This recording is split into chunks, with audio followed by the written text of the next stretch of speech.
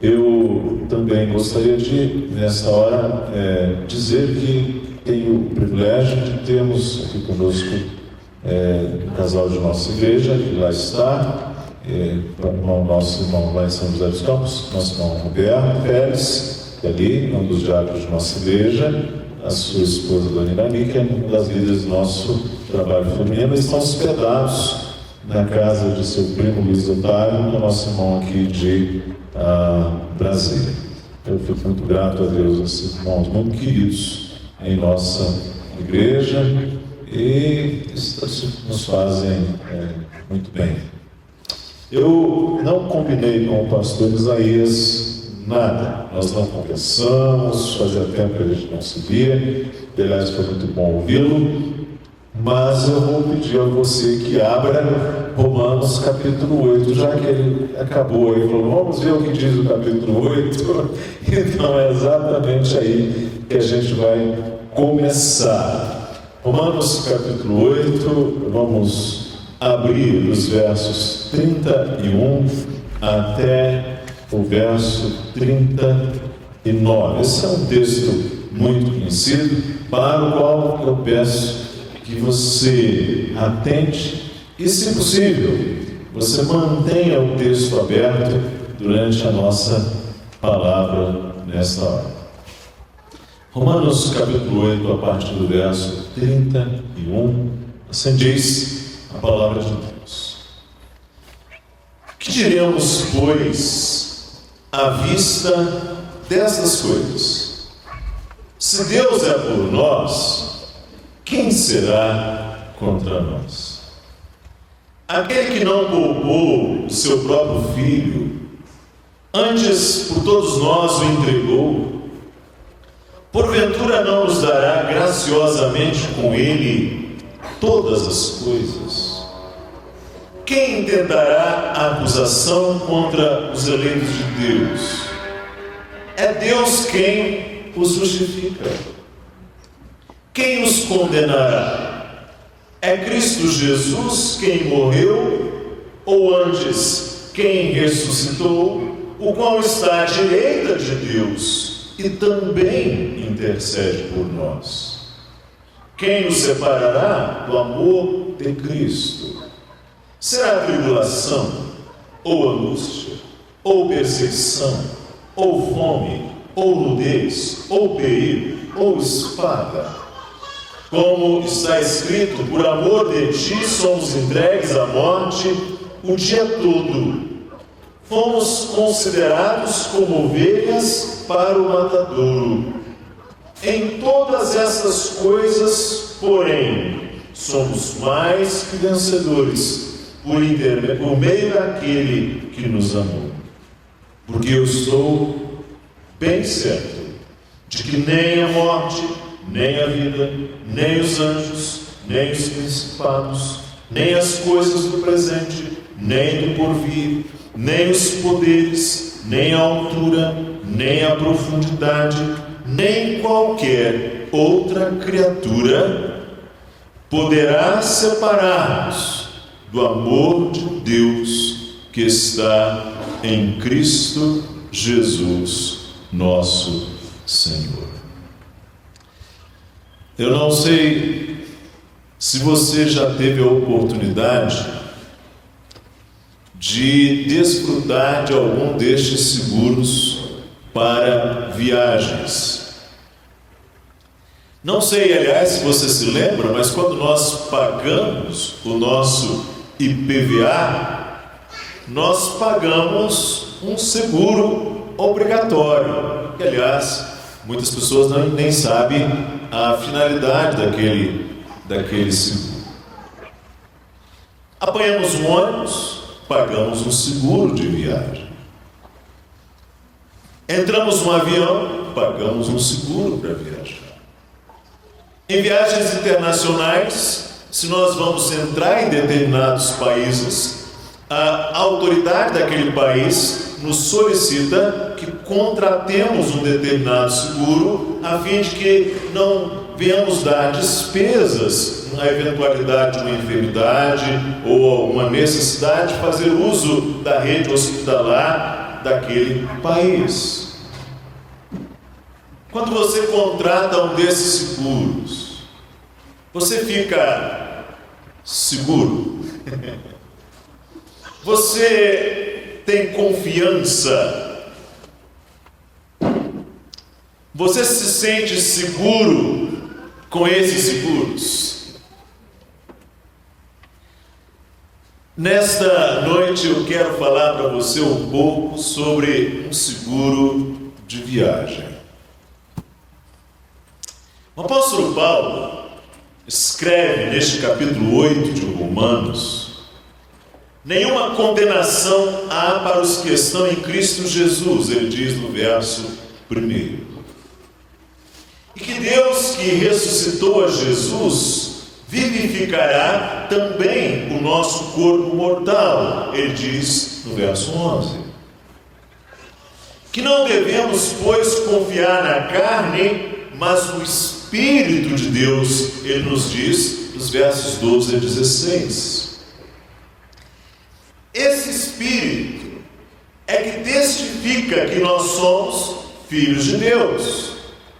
O verso 17 vai dizer: ora, se somos filhos, somos também herdeiros, herdeiros de Deus e co-herdeiros com Cristo. Se com Ele sofremos, também com Ele seremos glorificados. Então significa que Cristo experimentou o sofrimento e a glória. Os teólogos chamam isso dos dois estados de Cristo: o estado de humilhação e o estado de glorificação. E se nós estamos ligados a Cristo, então nós herdamos tudo com Ele. Herdamos sofrimento e herdamos a glorificação. O apóstolo vai dizer aos Filipenses, capítulo 1, verso 29, porque a vós vos foi concedido em relação a Cristo não somente crer nele, como também padecer por ele. De fato, o apóstolo Paulo vai dizer aqui em Romanos 8, verso 18, que os sofrimentos do presente, do tempo presente, não podem ser comparados com a glória que há de ser revelada. Porém, nós ainda não fomos glorificados. Por isso, hoje, o apóstolo vai dizer que os filhos de Deus ainda gemem aqui neste mundo. Ele vai dizer em Romanos 8, 23, gememos em nosso íntimo, aguardando a redenção do nosso corpo. Assim, nesse tempo que nós vivemos aqui, entre a nossa justificação e a futura glorificação, nós esperamos o que não vemos, ele diz aí, e com paciência aguardamos aquilo que não vemos. Temos, porém, durante esse tempo, a assistência do Espírito Santo de Deus. Ele diz aí em Romanos 8, 26 a 27, Cristo enviou o Espírito Santo para ser paráclito, ou seja, para ser consolador, para ser o nosso ajudador nessa jornada. É nesse contexto que agora o apóstolo coloca essas palavras que acabamos de ler. Quando ele fala da segurança da viagem do Filho de Deus, ele fala que esta viagem, essa segurança é colocada inteiramente nas mãos do próprio Deus.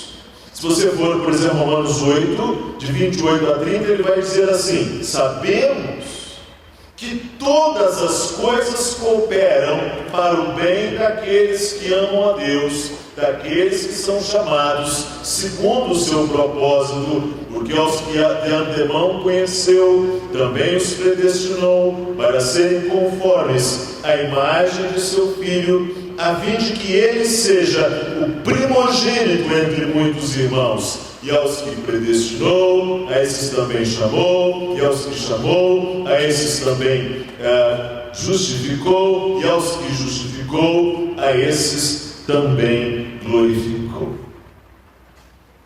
Antigamente havia um ditado que dizia que todos os caminhos levavam a Roma. Roma era a capital do mundo, construíram-se muitas estradas e, de fato, os caminhos, por onde quer que fossem, convergiam para aquele centro, aquela capital do império. Também todos sabemos que, a não ser que Cristo venha, todos os nossos caminhos levam à morte. Aqui o apóstolo Paulo vai dizer, meus amados irmãos, que todas as coisas confluem na glorificação dos filhos de Deus. O verbo estão aqui no passado. O apóstolo Paulo vai dizer: aos que predestinou, a esses também chamou, aos que chamou, a esses também justificou, e aos que justificou, a esses também glorificou. O último verbo é glorificou, mas está no passado. Nós ainda nem experimentamos a glorificação, mas o apóstolo já contempla isso como um fato consumado, como uma realidade dada, como algo que já foi concluído, acabado, pronto, no seu preteríssimo perfeito, ou no seu pretérito perfeitíssimo. É seguro isso. E agora, nos versículos que lemos neste início, o apóstolo então conclui esse seu argumento de uma forma bem tangível, bem prática, bem provada, a segurança que o Filho de Deus pode então desfrutar nessa sua jornada à glorificação. Mesmo que hoje você, como crente, esteja identificando-se com Cristo, nos gemidos de Cristo e nos seus sofrimentos, mesmo que hoje você esteja padecendo, assim como padeceu o Senhor Jesus Cristo, você esteja partilhando da cota de sofrimento que aos filhos de Deus é concedido partilhar. Entretanto, você pode desfrutar pela fé de segurança. O Filho de Deus pode estar seguro, mesmo neste tempo presente em que ele experimenta sofrimentos.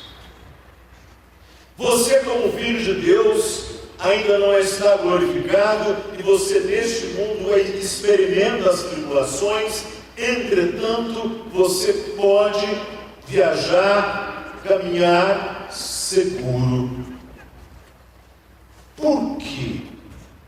Porque o Filho de Deus pode estar seguro hoje? Com base em que realidade? Qual é a razão pela qual nós podemos ter essa segurança? Eu tentarei responder a duas perguntas.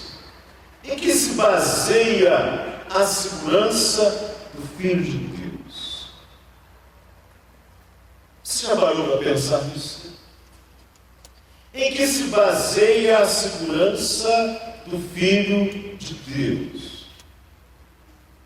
Em segundo lugar, qual é o efeito nos filhos de Deus do amor de Deus em Cristo? Então, vejamos a primeira pergunta aqui por esse texto que lemos. Em que se baseia a segurança do Filho de Deus, dos filhos de Deus? E a resposta do apóstolo para isso é o amor de Deus em Cristo. Nós vivemos, meus amados irmãos, uma cultura evangélica assim, muito narcisista, muito centrada em si mesma. E às vezes a gente acha que a razão de podermos ser seguros é porque Deus nos ama em primeiro lugar. Bem, Sim, há um sentido em que Deus nos ama, é verdade. Mas nós seríamos odiosos a Deus se não fosse Cristo. Deus nos ama em Cristo. Por essa razão, o apóstolo vai dizer aqui: que diremos, pois, à vista destas coisas? Se Deus é por nós, quem será contra nós? Aquele que não poupou o seu próprio Filho, antes por todos nós o entregou, porventura não nos dará graciosamente com ele todas as coisas? Quem tentará acusação contra os eleitos de Deus? É Deus quem os justifica. E aqui o apóstolo vai dizer, fazendo a seguinte pergunta: Deus é contra nós? A palavra de Deus diz que Deus resiste a certas pessoas. A palavra de Deus também diz que há pessoas que estão em inimizades para com Deus. Ou Deus é por nós? E se Ele for por nós, então Ele nos concede a sua graça. Por isso o apóstolo vai dizer: é Deus quem os justifica. E se Deus nos justifica, então a acusação é nula. Significa que no tribunal de Cristo a acusação cai por terra. Significa que Cristo já pagou a cota que nos era devida. Ou seja, nós já não temos mais dívida no tribunal de Cristo. Já não há mais acusação. É Deus quem nos justifica. Porque Deus nos dá essa segurança por causa do amor dele em Cristo, ou por Cristo. Quem será contra nós, então, o apóstolo pergunta? Se Deus é por nós, quem será contra nós? Há uma história que está lá no Antigo Testamento, no segundo livro dos Reis, é muito interessante. Ali, os sírios, uma potência da época, faziam guerra contra Israel. O rei sírio enviou para Israel cavalos e carros e um grande exército, os quais chegaram de noite e cercaram a cidade. É nesse contexto que o profeta Eliseu e o seu ajudante chamado Geazi se defrontam com aquela realidade. E aí nós temos em Eliseu o olhar da fé. O texto vai dizer assim: o servo do homem de Deus se levantou muito cedo e saiu. E eis que um exército tinha cercado a cidade com carros e cavalos. Então seu servo lhe disse: ai, meu senhor, que faremos? E ele disse: não temas, porque mais são os que estão conosco do que os que estão com eles. E orou Eliseu e disse: Senhor, peço-te que lhe abras os olhos para que veja. E o Senhor abriu os olhos do moço e viu, e eis que o monte estava cheio de cavalos e carros de fogo em redor de Eliseu. Meus irmãos, aqui neste mundo nós podemos experimentar sofrimentos, adversidades. Em nosso trajeto até o momento em que nós haveremos de nos encontrar com o Senhor, nós podemos passar umas e boas.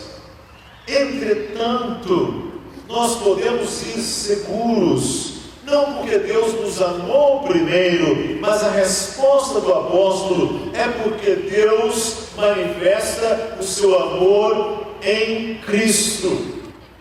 Ou seja, em Cristo Deus é por nós.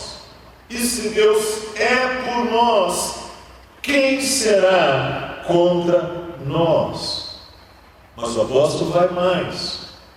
O apóstolo diz que Cristo é por nós. E se Cristo é por nós, Deus nos dá tudo por meio dele. Vejam o que diz os versos 34 a 37. Quem nos condenará? É Cristo Jesus quem morreu, ou antes quem ressuscitou, o qual está à direita de Deus e também intercede por nós. Quem nos separará do amor de Cristo? Será tribulação, ou angústia, ou perseguição, ou fome, ou nudez, ou perigo, ou a espada? Como está escrito, por amor de ti somos entregues à morte, o dia todo fomos considerados como ovelhas para o matadouro. Em todas estas coisas, porém, somos mais que vencedores por meio daquele que nos amou. Está percebendo o que diz o texto? É que Cristo também é por nós. E por consequência Deus nos dá tudo por meio dele. Você deve entender o significado de herança. Herança é algo que nós recebemos de outrem. Quem herda com o filho, herda tudo. Herda a casa do pai, herda a segurança do pai, herda as promessas do Pai. Cristo realizou uma obra na terra por nós. Ele morreu e ele ressuscitou. O verso 34 vai dizer: é Cristo Jesus quem morreu ou quem ressuscitou. E agora, Cristo realiza uma obra junto de Deus. Cristo intercede por nós. Lá diante de Deus, naquele lugar sagrado, em que os querubins sequer ousam olhar, naquele lugar em que ninguém jamais penetrou, o Filho de Deus, o Cordeiro, está lá, e Ele está intercedendo por nós. Ele intercede pelo povo do Senhor, Ele intercede pelos seus irmãos, para usar a linguagem de Hebreus. Ele intercede como bom pastor pelas suas ovelhas. Ele intercede como um sacerdote em favor do povo. E não é possível que, com base no sacrifício perfeito que ele ofereceu, não é possível, com base na intercessão absolutamente meritória que ele exerce, que a sua intercessão seja em vão, seja falha, seja frustrada, seja baldada. Ou seja, a intercessão de Cristo por nós é garantia de que nós podemos ir adiante. Nós iremos porque Cristo nos sustenta. Cristo realiza uma obra junto de Deus e intercede por nós. Certa ocasião eu li uma história de que num museu havia um quadro famoso, mas que ele era desprezado. E o curador do quadro, o curador do museu, tinha feito uma condição que quem comprasse aquele quadro arrematava todo o acervo.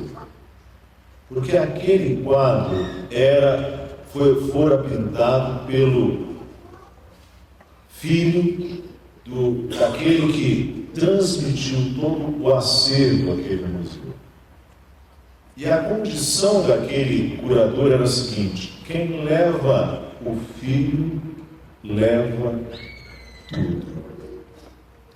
Meus amados irmãos, é exatamente isso que o apóstolo Paulo está colocando aqui. Quem herda com Cristo, quem está unido a Cristo, para usar a expressão que trouxe-nos o pastor Isaías, herda tudo. Quem leva o filho, leva tudo.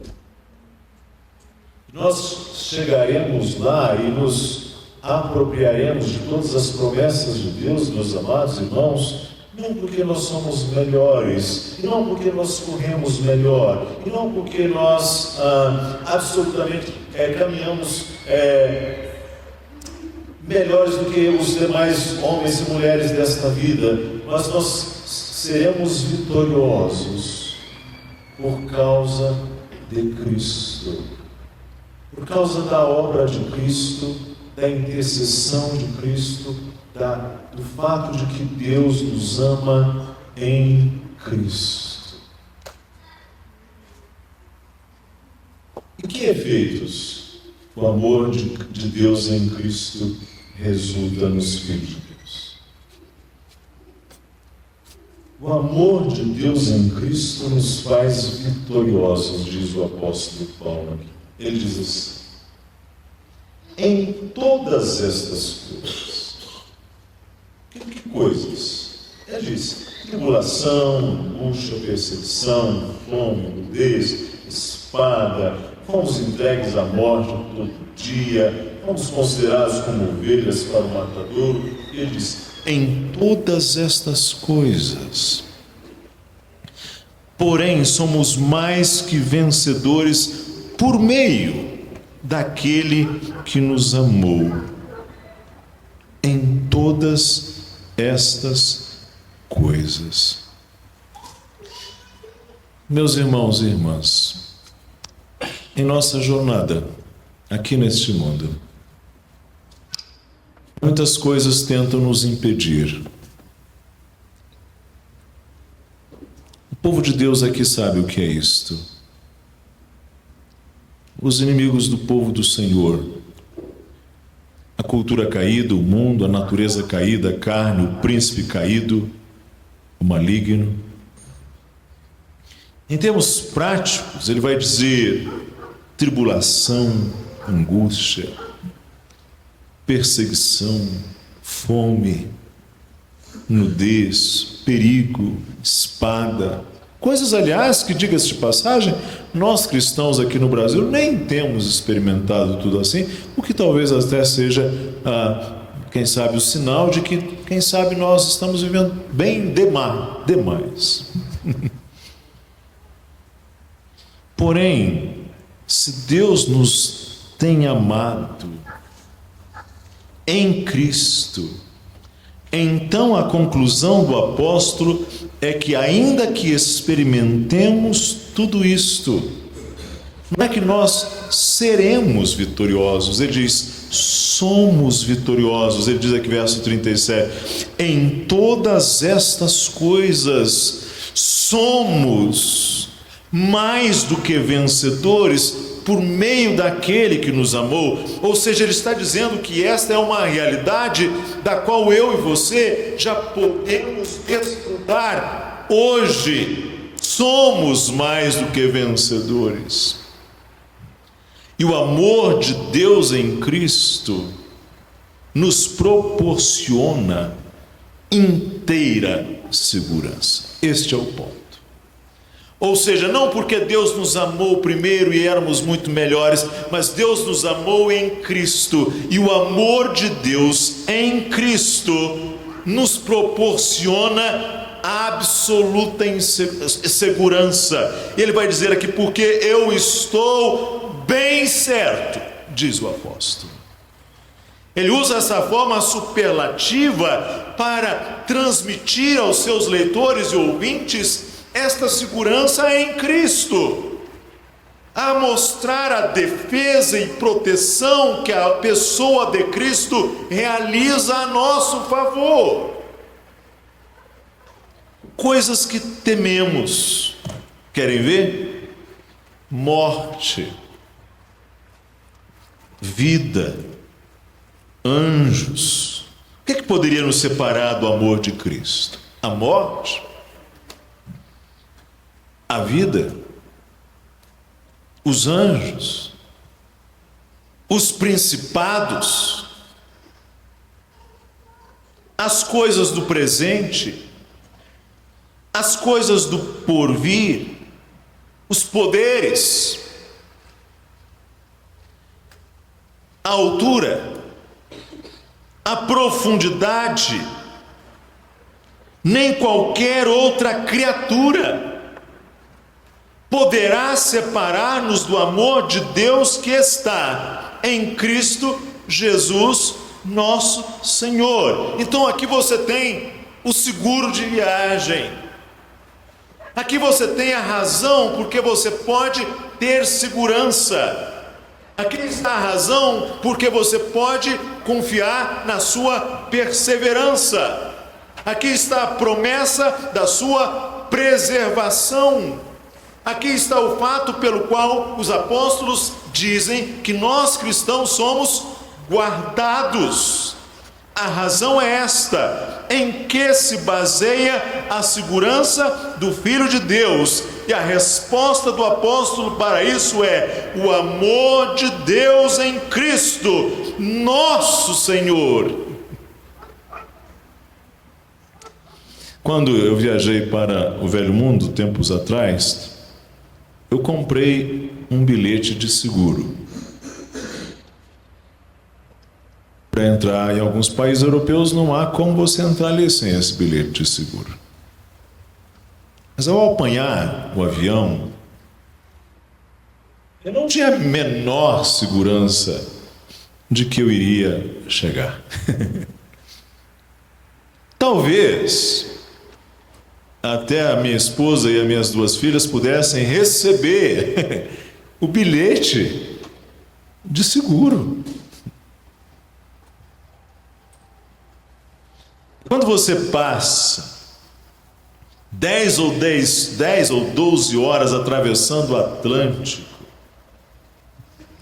e na hora que há uma turbulência, o avião começa a chacoalhar, e então você teme a altura do ar, ou a profundidade do mar, e você teme a morte, e você teme o futuro. Aliás, você teme não chegar no futuro, e você teme o lugar, não chegar ao lugar para onde você se destina.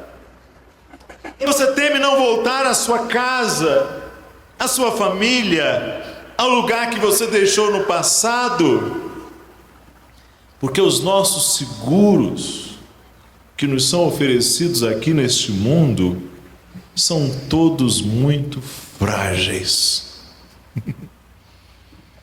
O seguro-desemprego, não é? Que são oferecidos a algumas pessoas que ficam sem o desemprego. Que consolação! Não é verdade?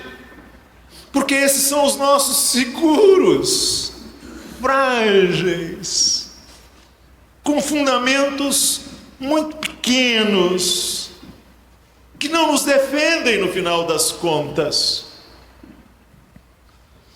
Porém, nós temos aqui uma coisa verdadeiramente segura.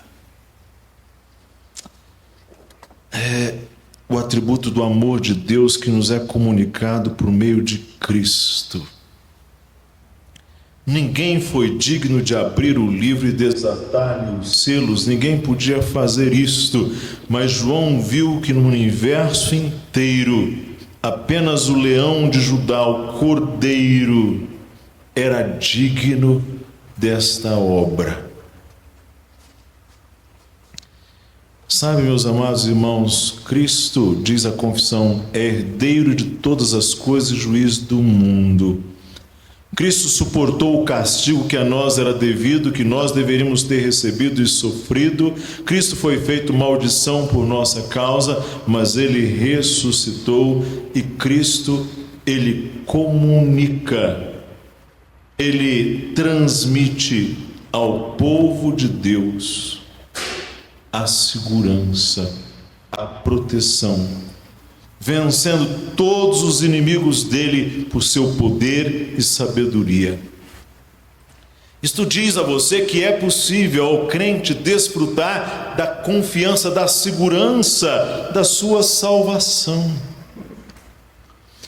Porque a palavra de Deus diz o seguinte, que aqueles que foram recebidos, chamados, aceitos, santificados por seu Espírito, que receberam a fé preciosa, esses não podem totalmente decair do seu estado de graça, vão perseverar até o fim, e a eles o Senhor vai guardá-los em todas as coisas que conduzem à imortalidade, e ainda que muitas tormentas e dilúvios se levantem e se deem contra eles, jamais poderão desarraigá-los da pedra fundamental em que estão firmados pela fé.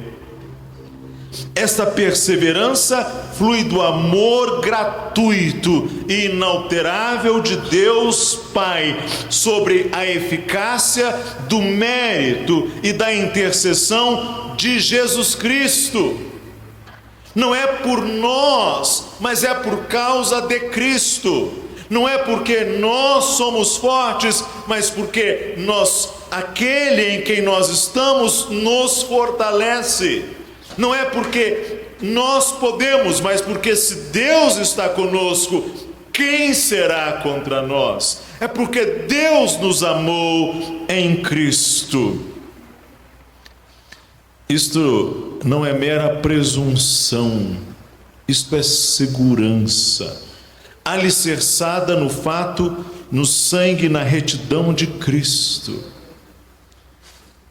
na obra do Espírito que também testifica que somos filhos de Deus e que intercede por nós com gemidos inexprimíveis, no testemunho do Espírito de adoção, como diz a Escritura, que testifica e que essa certeza nos guarda, mantendo o nosso coração humilde porque não é nosso, é de Deus em Cristo, e santo, porque, como disse exatamente o irmão que falou antes, santo não porque nós corremos à parte de Deus, mas santo porque nós corremos debaixo da compulsão, do constrangimento desse amor de Deus em Cristo. Eu queria terminar então, não abusando muito da sua atenção, mas talvez fazendo algumas colocações. Um texto como esse, então, deve nos levar a andarmos mais confiantes na pessoa de Cristo, a tê-lo como centro da nossa vida e a glorificá-lo enquanto nós vivermos aqui. É Cristo quem nos defende, é Cristo quem nos protege, é Cristo quem nos guarda. Isto deve nos fazer lembrar, irmãos, que Deus é por nós. E se Ele é por nós, Ele nos dá todas as coisas. Ou Deus nos dá tudo por meio de Cristo. Que nós devemos ser mais agradecidos a Cristo. Que a palavra de Cristo deve habitar mais ricamente em nosso meio. Que os nossos olhares devem estar mais direcionados a Cristo. Eu gostaria de dizer também a você aqui, talvez você se sinta perdedor em muitas coisas. Talvez você esteja perdendo em algumas corridas, em algumas coisas, na corrida da vida. Lecionei para adolescentes, os adolescentes às vezes usavam uma expressão assim: fulano é um loser, fulano é um perdedor. Mas sabe, por causa do amor de Deus em Cristo, você pode saber que é mais do que um vencedor. Você, em última análise, está do lado vencedor. Talvez você esteja sofrendo debaixo de uma enfermidade, esteja padecendo aquela dor que ninguém consegue entendê-la senão Cristo. Ninguém, nem seus parentes mais allegados, próximos. Você está sendo vítima de uma enfermidade, você está se tratando, mas você tem perdido algumas batalhas. Você não é um derrotado, mas não é por sua causa. O apóstolo Paulo diz aos Filipenses: tudo posso naquele que me fortalece. Se Deus é por nós, quem será contra nós? Você pode estar seguro. Sabe, esse é um mundo em que a gente tem muitos motivos para viver inseguros. No casamento, na família, nos estudos, no trabalho, na relação com o patrão, às vezes até na relação com amigos. Quem sabe você vive inseguro com relação à sua salvação também. Quem sabe, eu não sei se é o caso, peço que você considere. Talvez você tenha crescido em um contexto evangélico que faz toda a segurança depender do homem. E aí surgem aquelas frases assim: hoje você está na graça, amanhã você está caído, hoje você é salvo, amanhã você não é, hoje você é um crente, amanhã você é um desviado. Porque, de fato, todo o olhar destas pessoas é direcionado para fazer com que a nossa segurança dependa do homem. Se isto é o que tem acontecido com você, você está com o olhar focado no lugar errado. Você precisa contemplar o amor de Deus em Cristo. Este é o lugar mais seguro, irmãos. O apóstolo Paulo vai dizer que a nossa vida está guardada com Cristo em Deus. Naquele lugar ali, onde Cristo está guardando a sua vida, o querubim não entra. As milícias celestiais não entram, porque não são dignas. Satanás muito menos. Nem todos os poderes malignos. Porque há como que um mar de vidro que separa aquele lugar onde Cristo está reinando à direita de Deus Pai, é o que diz o apóstolo. Cristo está à direita de Deus e também intercede por nós. É naquele lugar que a sua vida está escondida ou guardada em Cristo em Deus, com Cristo em Deus. É naquele lugar. O Senhor Jesus disse que Ele é o bom pastor. O bom pastor que dá a sua vida pelas suas ovelhas. Ele disse que as ovelhas são dadas a Ele pelo Pai. E aquilo que o Pai dá a Ele é maior do que tudo. E de fato, da mão do Pai, ninguém pode arrebatar. Ele de fato diz que as ovelhas que estão com Ele, nada poderá tirá-las dele. Você então deve olhar mais e mais para Jesus Cristo. Ele é o valente. Ele é o mais forte. Ele disse ao valente lá no livro de Jó: moço, você vai até aqui, mas daqui para frente você não tem permissão para ir. E ele obedeceu. O que é mais forte?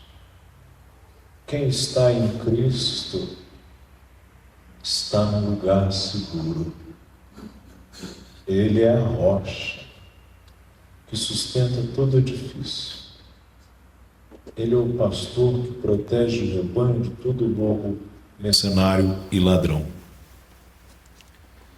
Convém que você se sinta seguro em Cristo. E não que fique aí sempre tremendo diante de toda a turbulência desta vida. Seja morte, seja tribulação, seja angústia. Seja, às vezes algumas pessoas acham que o crente não sente angústia porque não leram a Bíblia. O próprio Jesus Cristo disse: a minha alma está angustiada até a morte. As pessoas não leram a Bíblia totalmente. Fome, nudez, perigo, espada. Há muitos perigos pela vida, gente. Eu não sei se da próxima vez que eu vier aqui, passar aqui em Brasília, eu vou encontrar todos vocês aqui. Permita Deus que eu encontre. Mas a vida nós não podemos garanti-la nem amanhã. Mas em Cristo você está seguro. Irmão, irmã, pode viajar em segurança. Você vai chegar lá. De fato, a linguagem bíblica nem é que você vai chegar lá. A linguagem bíblica é que em Cristo você pode dizer: já cheguei. E que Deus te abençoe. Amém. Obrigado, irmãos.